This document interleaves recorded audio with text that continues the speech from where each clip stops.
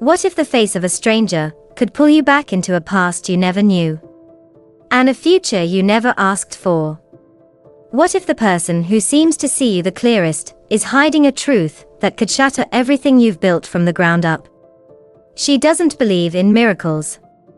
He doesn't believe in second chances. But fate doesn't need your permission to intervene. What happens when love walks into your life wearing the shadow of someone you've lost? And what if the story you thought was your own was never truly yours to begin with? Stay. Because once the truth is revealed, nothing will ever be the same again. The city never slept, but it rarely noticed her. Every morning at 6 a.m., Ivy Quinn pushed her dented metal cart to the corner of 32nd and Main, 2 blocks from the university, 3 from a construction site, and right in the middle of life's indifference. She wore the same faded hoodie, tied her hair back in a rushed ponytail, and stacked plastic bottles of flavored water into neat rows like miniature trophies of survival. Her mother had died when Ivy was 11. Since then, it was just her determination, and a world that rarely offered kindness. But Ivy didn't need kindness. She needed grit. She sold water under the sun, took night shifts at a rundown diner, and studied in between like the clock was her enemy. No backup. No shortcuts. No fairy godmothers. Just the bitter truth that if you wanted something in this world, you had to bleed for it. And she was ready to bleed. Across the street, behind the tinted windows of a sleek black SUV, Knox Wilder watched her with a stillness that seemed out of place in a city so loud. He hadn't meant to stop. He was on his way to a board meeting, another deal, another zero at the end of another contract. But something about her, about that girl standing defiantly behind a rickety cart in 100-degree heat, made him pause. Her hair clung to her temples. Sweat rolled down her neck. But her posture never faltered. Her eyes, steady, piercing, familiar. Elena. The name hit him like a punch. It wasn't possible. Elena Carter had been gone for years. Buried beneath silence and scandal. Her face haunted him in dreams he no longer dared to have. And yet, this girl. She looked nothing like Elena. But there was something in her defiance. Something in the way she didn't beg, didn't smile for attention. Something real. "Excuse me, sir?" the driver asked. "Should I keep going?" Knox didn't answer. He opened the door and stepped into the street. Ivy barely looked up when he approached. Another businessman in a suit. Another rich guy who probably thought stopping here made him in touch with the working class. She held up a bottle. $2. Knox studied her. "I'll take the whole cart." She blinked, narrowing her eyes. "Funny. I'm serious. I'm not running a charity." He smiled slightly. "Neither am I." "Then pick your flavor or get out of the way," she said, wiping sweat from her brow. "Some of us don't get paid to stand around in Armani." That made him laugh, genuinely, for the first time in what felt like years. She doesn't know who I am, he realized. And for some reason, he liked that. A man in a tank top suddenly cut the line and shoved a bottle off the cart. "This crap's warm," he barked. "You expect me to pay for this?" "Sir, that's not yours." He reached for another bottle. Ivy slapped his hand away. "Touch it again, and I'll make sure you're drinking it through a straw." The man blinked, stunned. Knox stepped forward instinctively, but Ivy didn't need help. Her voice, sharp, commanding, didn't match her frame. It matched her fire. The man cursed and walked off. Knox raised an eyebrow. "Impressive. Thanks. I fight better than I flirt." "I'm not asking you to flirt." "Good," she replied. Because I'm not interested. She turned away, pretending to reorganize the cart. But her hands were trembling just slightly, just enough for Knox to notice. Can I ask your name? He said. She paused. Then, Ivy. A beat. Ivy Quinn. The name hit him harder than it should have. But he didn't show it. That night, he sat in his penthouse office, sipping scotch and staring at her name typed into a search bar. Ivy Quinn. Age, 21. Student. Part-time waitress. No criminal record. No red flags. Just a girl who reminded him of a love long buried. Or maybe, just maybe, someone who could rewrite his story altogether. He kept coming back. At first, Ivy thought it was coincidence. Maybe he lived nearby. Maybe he just liked her lemon mint flavor. But by the fourth day in a row, same time, same suit, same unreadable stare, she knew better. Back again? She asked, arching an eyebrow as she handed him his usual. You remember my order? I remember patterns, she replied. And you, sir, are starting to look like one. He smirked. Maybe I just like the way you say $2, take it or leave it. Despite herself, Ivy cracked a small smile. But behind it, her guard stayed firmly in place. She didn't trust easily. Especially not men in expensive suits with watchful eyes. Still, there was something about him. Not just the way he carried himself, like a storm held in check, but the way he listened. How he never asked questions too quickly. How he noticed when she looked tired and always handed her the coldest bottle from the bottom of the cart. He never flirted. Never touched. But his presence lingered. One night, as she wiped down tables at the diner after her shift, she looked up and found him sitting at the counter. Coffee in hand. Watching her. You stalking me now? She asked, not looking up from her rag. No, he said. Just making sure the girl who fights with strangers over bottled water makes it through her double shift. She rolled her eyes, but her heart betrayed her, fluttering where it shouldn't. Days turned into weeks. And Ivy, despite everything she'd learned from life, started to soften. Just enough to let him in. Just enough to feel like maybe, just maybe, someone saw her. But then, things got strange. It started with an email. Subject, tuition payment confirmed. Ivy stared at the screen in the university library, frozen. Her scholarship had run dry the month before. She'd been saving, scraping, barely managing to make it through the semester. She hadn't told a soul, not even her roommate. And now, everything was paid. In full. She raced home. Her apartment, the cramped two-bedroom she shared with her foster mother, had new windows. New locks. A fixed heater. Her foster mom shrugged. Some city program. A donation from a private sponsor. Ivy's stomach twisted. Later that night at work, her manager pulled her aside. New ownership took over last week. We're getting new uniforms. And I'm supposed to offer you full-time hours, if you want them. Ivy stood in the walk-in freezer for 5 whole minutes before the tears came. Not from relief. From fury. She found him exactly where she knew he'd be, leaning against her water cart like it was made for him. You paid my tuition, she said, skipping pleasantries. He looked at her, expression unreadable. You fixed my apartment. You bought the damn restaurant. I didn't buy it. Don't lie to me. She snapped. Do you think I'm stupid?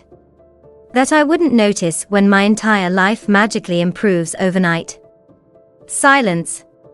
Why? She asked. Her voice cracked. Why would you do all this? He took a step closer. His voice was low. Calm. Because I can. And because you deserve better. But you don't even know me. He looked at her like that wasn't true. And maybe it wasn't. That night, Knox sat alone in his penthouse, staring at the manila folder on his desk. A single photo lay on top. Elena Carter, age 22, from a lifetime ago. Her eyes bright, full of fire and tragedy. Below it, another photo. Ivy Quinn. Same fire. Same defiance. Same exact birth date that aligned too perfectly. The DNA report was still sealed. But he already knew. Elena had never told him. She'd married another man. Disappeared into a cage of privilege and sorrow. And Ivy had been hidden from him. Raised without his name. Without a chance. His chest tightened. He had loved Elena with everything he had. But Ivy, this girl who challenged him, disarmed him, refused to be saved, she was her own storm. And somewhere between the past and the present, he'd stopped seeing a ghost. And started falling for the girl who stood in her place. It was supposed to be a quiet afternoon.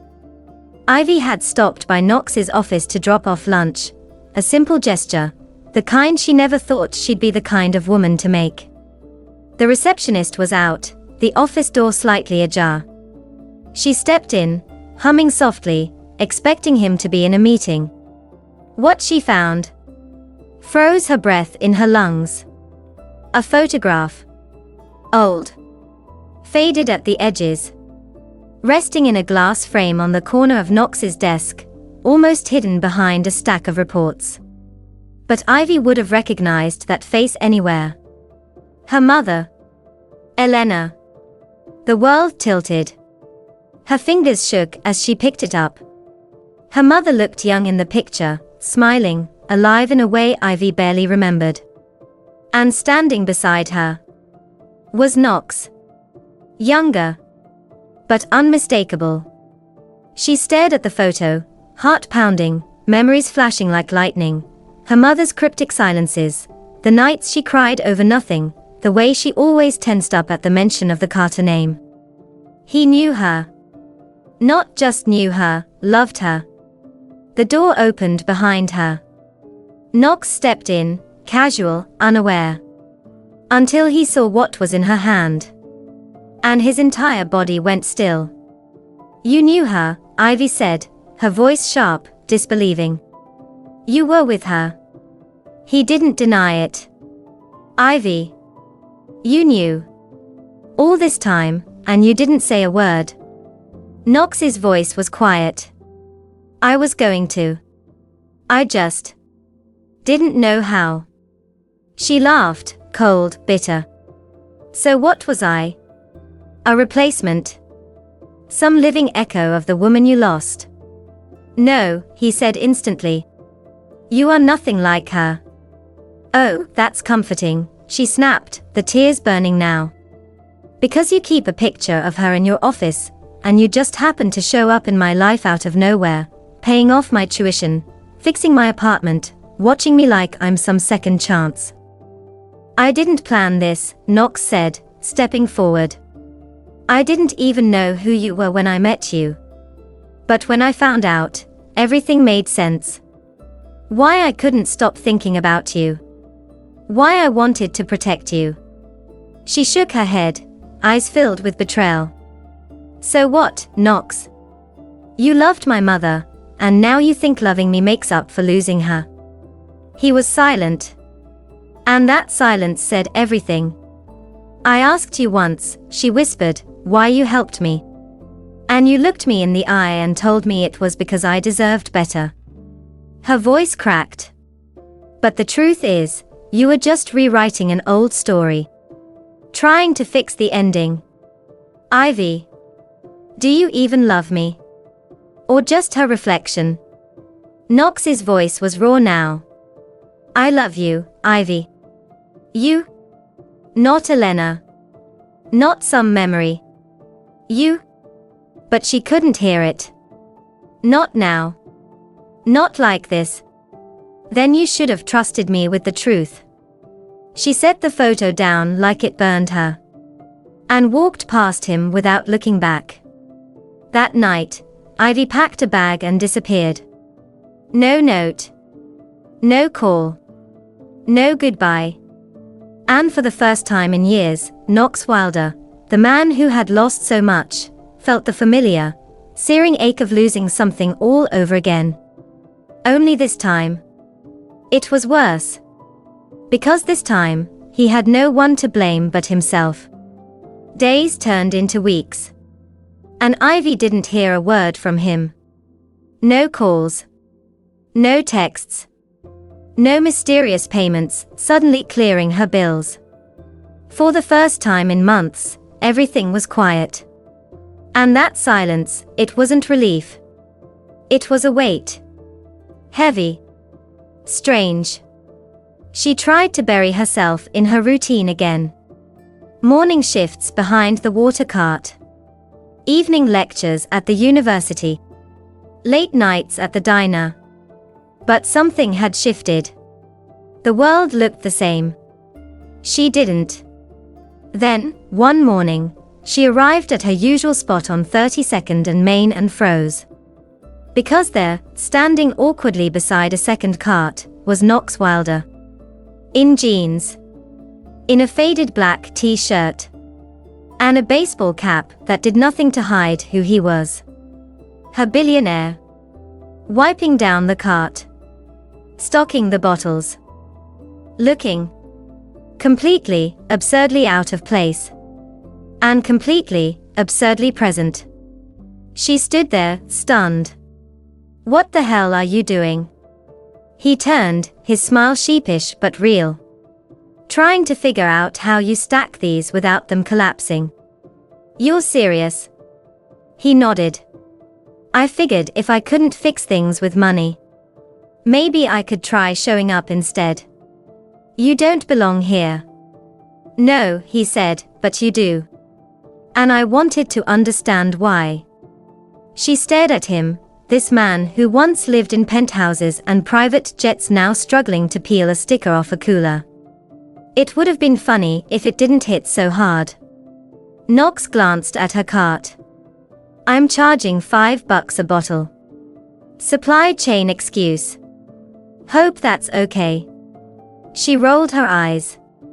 But she didn't walk away. That day, they sold water side by side. And every customer that passed by, every casual smile, every shared moment under the blistering sun, it chipped away at the anger. The betrayal. The past. He never brought up the photo. Never mentioned her mother. He didn't try to explain, or justify, or beg. He was just there. Learning her world. One bottle at a time. 3 days passed. On the fourth morning, Ivy arrived early. He was already there. Hands in his pockets. Waiting. She stood in front of him. Silent. Then, why are you doing this? Knox looked at her with that steady, storm-gray gaze. Because I didn't fall in love with a ghost. He stepped closer. I fell in love with you. With the way you fight. The way you refuse to be saved. The way you show up every damn day, and do the work no one sees. He paused. I don't want to erase your past. I just want to be part of your future. Tears welled in her eyes. Not from pain this time. But from recognition. From truth. She closed the space between them. Stood on her toes. And kissed him, soft, certain, without hesitation. When she pulled away, she whispered, I'm tired of running. And in that moment, so was he. The sun was just beginning to dip behind the skyline, casting long golden streaks across the pavement.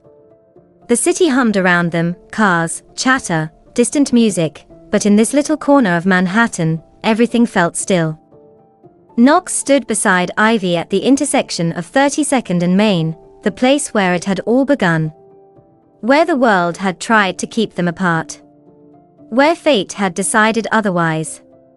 He turned to her, a quiet smile playing at his lips. "I thought it was only right to bring you back here." Ivy looked around and chuckled. "Where you tried to buy my whole water cart, like an entitled jackass." "Exactly." He reached into his pocket, then slowly, deliberately, dropped to one knee. Ivy gasped, half in shock, half in awe, as he held up a ring. It wasn't flashy. No massive diamond. No paparazzi. Just a simple, elegant band that shimmered with sincerity. His voice, when it came, was steady. "I lost Elena because I didn't fight hard enough. I thought walking away was the right thing. But with you, Ivy." His eyes met hers, full of everything he never used to let the world see. "I'm not making that mistake again. Not because you're her daughter. Not because you remind me of her. But because you are you. Fierce. Brilliant. Stubborn as hell. And the only person who's ever made me want to change everything I thought I knew." He took a breath. "Will you let me fight for you this time? Will you let me love you, not out of guilt or grief, but because I can't imagine this life without you in it?" A tear slipped down Ivy's cheek. She didn't wipe it away. She smiled, heart wide open. "I'm not running anymore," she whispered. "Yes, Knox. I'll marry you." He stood, slid the ring onto her finger, and pulled her into his arms. And right there, under the soft halo of the street lamp where they had once been strangers, they kissed like the world had finally made sense. Their wedding wasn't in a cathedral or a chateau. It was in a rooftop garden, surrounded by fairy lights, a few close friends, and the echo of the city that had brought them together. No press. No headlines. Just love. Ivy wore a simple ivory dress. No heels. No corset. Just her, as she was, and as she chose to be. Knox never let go of her hand. He didn't try to change her. She didn't try to belong to his world. Instead, they built one together. Ivy finished school, earned her degree, and opened a non-profit that helped girls from underprivileged backgrounds chase their own impossible dreams. Knox quietly funded every single one. And in that partnership, equal, honest, and born from fire, they found not a second chance at love. But a brand new beginning. Because this wasn't Elena's story. It was Ivy's. And it was just getting started.